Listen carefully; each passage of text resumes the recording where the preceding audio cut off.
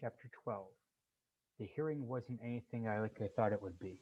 Besides Derry and Soda and me, nobody was there except Randy and his parents, and Sherry Valance and her parents, and a couple of other guys that had jumped Johnny and me that night. I didn't know what I expected the whole thing to be like. I guess I'd been watching too many Perry Mason shows.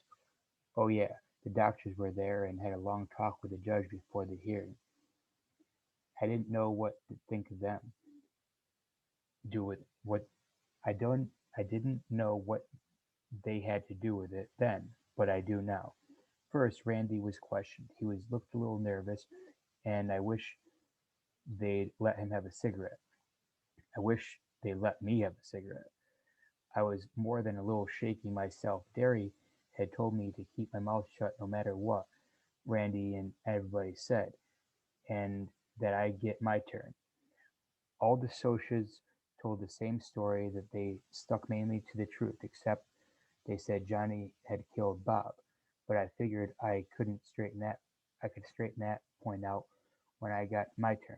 Sherry told them what had happened before and after Johnny and I had been jumped. I think I saw a couple of tears slide down her cheek, but I'm not sure.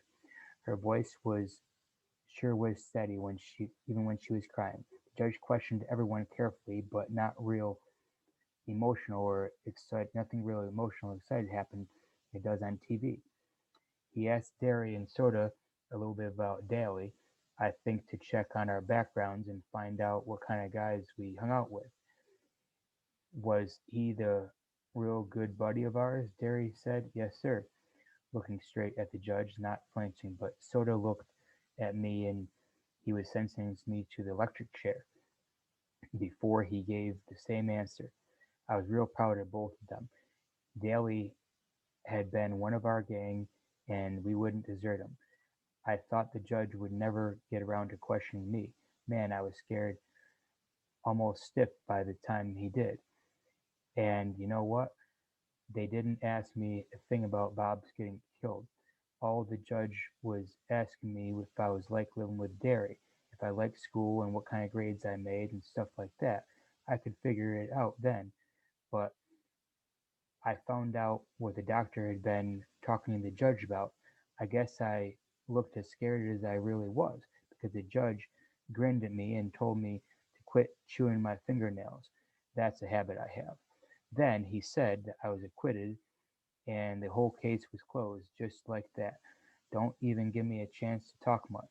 But that didn't bother me a lot. I didn't feel like talking anyway. I wish I could say that everything was back to normal, but it didn't. Especially me. I started running into things like a door and kept tripping over the coffee table and losing things and always have this kind of absent minded, but man, then I was lucky if I got home from school with the right notebook and both shoes on. I walked in home since I had stocking feet and I didn't even notice it until Stephen made some bright remark about it. I guess I'd left my shoes in a locker room at school, but I never did find them. And another thing, I quit eating. I used to eat like a horse, but all of a sudden I wasn't hungry. Everything tasted like bologna. I was losing up my schoolwork too. I didn't do too badly in math because Derry checked over my homework, but I usually caught all my mistakes and made me do it again. But in English, I really washed out. I used to make A's in English, mostly my teacher made us do compositions all the time. I mean, I know I didn't talk good English. Have you ever seen a hood that did? But I can write, but I can write and it good when I try. At least I could before. Now I lucky get a D on a composition. It bothered my English teacher the way I was goofing off. I mean, he's a real good guy and he makes us think and you can tell he's interested in you as a person too. One day he told me to stay after the rest of the class. Pony boy, I'd like to talk to you about your grades. Man, I wish I could beat it out of here. I knew I was flunking out of that class, but golly, I couldn't help it. There's not too much to talk about, judging from your scores. Pony, I'll give to you straight. You're failing this class right now, but taking into consideration your circumstances, if you come up next term, if you come up with a good semester theme, I'll pass you with a C grade. Taking into consideration the circumstances, brother, that was that ever a way to tell me I was goofing up enough because I'd been in a lot of trouble? At least that was a roundabout way of putting it. The first week of school after hearing had hearing had been awful. People I knew wouldn't talk to me, and people who I didn't know would come right up to me and ask me about the whole mess. Sometimes even teachers, and my history teacher, she acted as if she was scared of me, even though I was never causing any trouble in her class. You can bet that made me feel real tough. Yes, sir, I said. I'll try. What's the theme supposed to be on? Anything you think is important enough to write about. And that isn't a reference theme. I want your own ideas and your own experiences. My first trip to the zoo. Oh boy, yes, sir, I said. And I got out of there as fast as I could.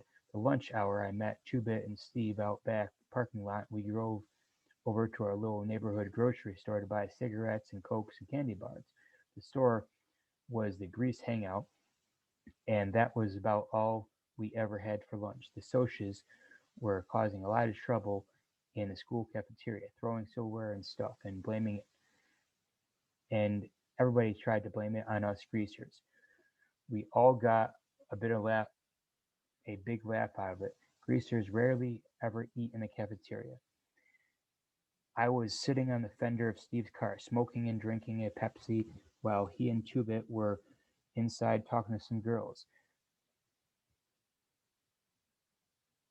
When a car drove up and three Socs got out, I just sat there and looked at them and took another swallow of Pepsi. I wasn't scared.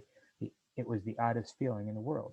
I didn't feel anything, scared, mad, or anything, just zero. You're the guy that killed Bob Shelton, one of them said. He was a friend of ours, and we don't like anybody killing our friends, especially greasers. Big deal. I busted the end off my bottle and held it the neck to the neck and tossed away my cigarette. You get back into your car or you'll get split. They looked kind of surprised, but one of them backed up. I mean it. I hopped off the car. I had it all taken you guys. I started toward them, holding the bottle the way Tim Shepard holds a switch, out and away from me myself, and I in a loose but firm hold. I guess they knew I meant business because they got in their car and drove off. You really you really would have used that bottle, wouldn't you? Two-Bit had been watching from the store doorway. Steve and me were backing you, but I guess we didn't need to. You'd have really cut them up, huh? I guess so, I said with a sigh. I didn't see what Two-Bit was sweating about. Anybody else would have done the same thing, and Two-Bit would have thought about it twice. Wouldn't have thought about it twice. Ponyboy, listen, don't get tough. You're not like the rest of us. Don't try to be. What was the matter with Two-Bit? I knew as well as he did that if you get tough, you don't get hurt. Get smart, and nothing can touch you. What in the world are you doing? Two-Bit's voice broke into my thought. I looked at him, picking up the glass. He stared at me for a second, then grinned. "You look, you little son of a gun," he said in a relieved voice. I didn't know what he was talking about, so I went to pick up the glass from the bottle end of the trash can. I didn't want anyone to get a flat tire. I tried to write that theme when I got home. I really did, mostly because Derry told me or else. I thought about writing about Dad, but I couldn't. I was going on for a long time before I could think about my parents. A long time. I tried writing about Soda's horse, Mickey Mouse, but I couldn't get it right. It always came out sounding corny. So I started writing names across the paper. Daryl, Shane, Shane Curtis Jr., Soda Patrick Curtis, Ponyboy Michael Curtis. Then I drew horses all over and getting good grade like all get out. Hey, did the mail come yet? Come in yet? Soda slammed his way through the door, yelled for the mail, just the way he does every day when he comes home from work. I was in the bedroom, but